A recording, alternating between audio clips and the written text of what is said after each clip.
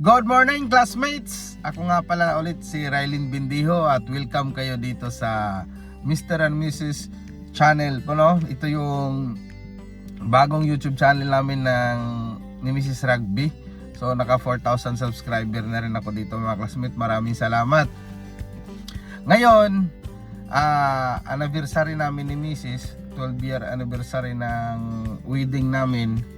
Magkakaroon ako ng promo, no, hanggang November 15, no. So lahat ng stags ko doon is 3 for 10k.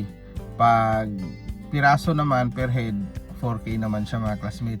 Sa mga babae naman 2.5 siya per head kung apat yung kukunin. Pag isa-isa naman is 3k, no? Pero depende pa yan mga classmate, kasi pag uwi ko kukonsolidate ko muna kung sino yung kukuha.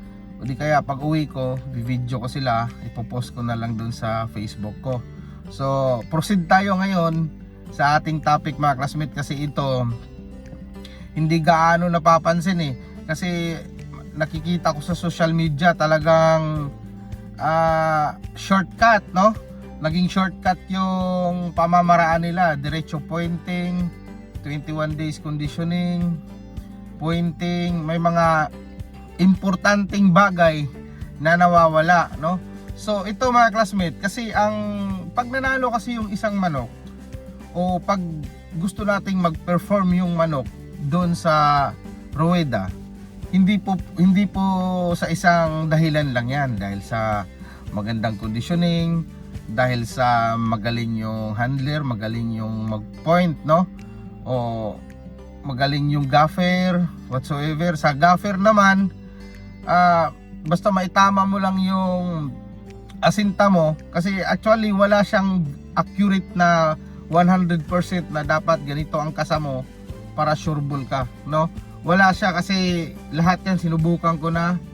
Yung normal na kasa, yung right pelvic, tapos yung medyo pasok, lahat yan sinubukan ko na. Tapos yung medyo labas, sinubukan ko na yan lahat mga classmate, no? Although 1 year pa lang ako, magto 2 years pa lang akong nagagaf, pero sa sarili kong manok sinubukan ko yan, kaya para makita ko talaga kung saan ako magpipermi.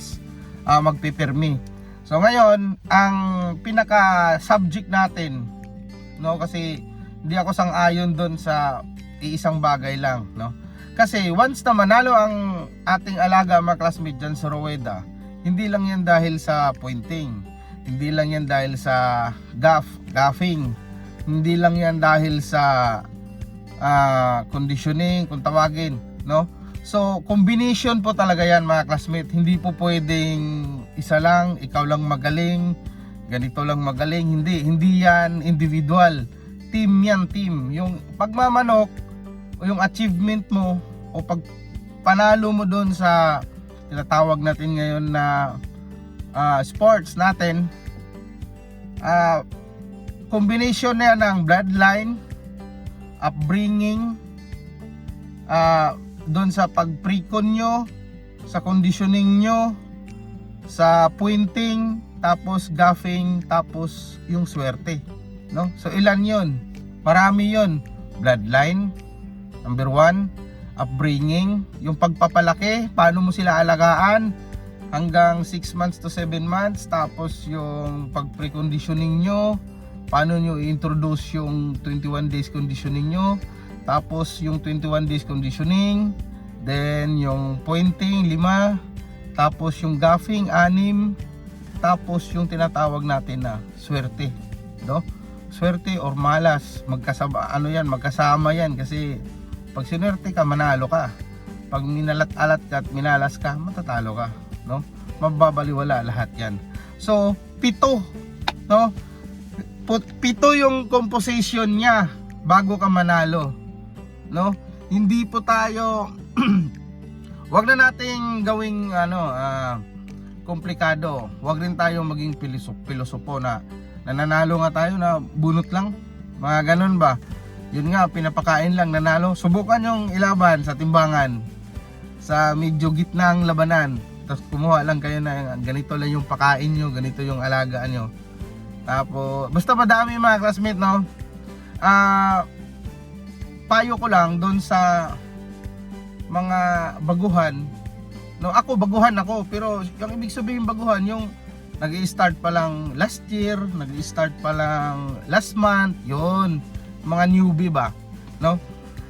Kung may i-input sa inyo na knowledge mga classmate, be observant, no. I-observe nyo, then be wise ba, yung maging matalino kayo, wag yung may narinig nyo sa ganito, kay ganito narinig nyo, tapos may nag-vlog doon na ganito, ganyan, ganyan. Hindi naman sa akin to, doon sa isa, yun sa Facebook, nakikita ko kasi parang hindi maganda yung comment kasi ganito daw, ganyan. Tapos wala rin naman pala kasi yung knowledge na nalaman niya hindi naman originally galing sa kanya, no. Maging matalino tayo. Kung sino yung nagbibigay ng pointers, dapat mas maano tayo doon. Ino-observe natin ng maayos para ma-apply natin, din maano natin, masubukan, no. Be wise mga classmate, maging mapagmasid. Wag po yung ganun ng ganun tapos wala rin naman, di ba? Wala rin kwenta. Dapat lalo na dyan sa lumalaban sa ulutan, ibang-iba yung timbangan tsaka ulutan mga classmate. Hindi natin pwede i-compare yun. Masyadong malayo yung ulutan tsaka timbangan. Kasi pag sa timbangan talaga dyan, ang dami, isang pagkakamali mo lang dyan, wala na lahat yan, no. Hindi na magpe-perform yung manok. Basta mahirap kasi i-explain isa-isa eh. At least ito, pag sinubukan nyo sa sarili nyo, ganito pala, kaya pala ganito yung sinabi nila, na ganito, ganyan, pag aircon, ganito. Doon nyo mas mauunawaan, no? So, excuse me mga classmate kasi kakain ko lang eh. Ngayon, nag-stop over lang ako para i-share tong knowledge na to. Para doon sa mga breeder na darating ang araw kasi na after 7 months, 8 months, 9 months, 10 months, ilalaban natin, no? So, yung 7 na composition na yon, yung 7 na method o proseso o pamamaraan na yon, dapat yon palagi yung ano, o kahit yung 6 lang, kasi yung 7 hindi natin maipossess yun eh. Kumbaga hindi natin mapanghahawakan yung swerte tsaka malas, no? Basta tandaan nyo to mga classmate, ito yung mga kombinasyon, no, na ginagawa ko kasi si Mrs. Rugby matagal yan sa ano, sa parang mga gamot ba, pharmacist ba, ganon si Mrs. Kaya paano to kung siya yung pinaka ano ko, doktor ko. So tandaan nyo mga classmate, wag nyo kalimutan, sa larangan ng sabong, open-minded tayo palagi, no? Pag hindi tayo open-minded, sige, gumawa ka ng sarili mong experiment. O di kaya, kung may mga bilang ka na kaibigan, doon ka magtanong. Ako, nanonood ako online, nagtatanong ako sa mga kabrad ko sa Agbi, kahit sino, kahit yung handler ko, yung tagapatuka ko, kino-communicate ko yan eh. Si Mrs. kino-communicate ko, saan dyan sa 10 na hinanda dyan, saan yung pinaka mabilis kumain, saan yung pinaka mabilis magtunaw, di ba? Signs na, mga sinyalis na healthy. Tapos yung sino yung pag inispar natin kinabukasan parang wala lang, no? Hindi naapektuhan yung pagkain niya ba, no? Ang manok classmate, lalo na sa conditioning, sa lahat simula sisiw hanggang sa kak, yung pagkain ang number 1 yung obserbaran. Pag malakas kumain, healthy. Malakas kumain, malakas magtunaw. Yun na lang dalawa ang pinakaano ko dito, mai-share ko kahit papaano may mapulot kayo na dagdag kaalaman, no? Ito para lang to sa mga newbie mga classmate, yung sa mga alam na, sigurd nyo na yung mga sinabi ko.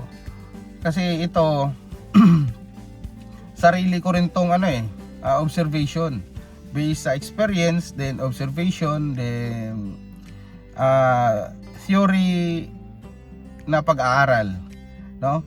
So once again mga classmates, ako po si Rylin Bindiho ng Mr. and Mrs. Rugby Channel, no? Nalilito tuloy ako kasi sinasama ko na talaga si Mrs. mga classmates sa YouTube, no? So sana may napulot kayong konting kaalaman mga classmates. Yun lang po, more wins, God bless, and mabuhay lahat ng sabungero. Alright!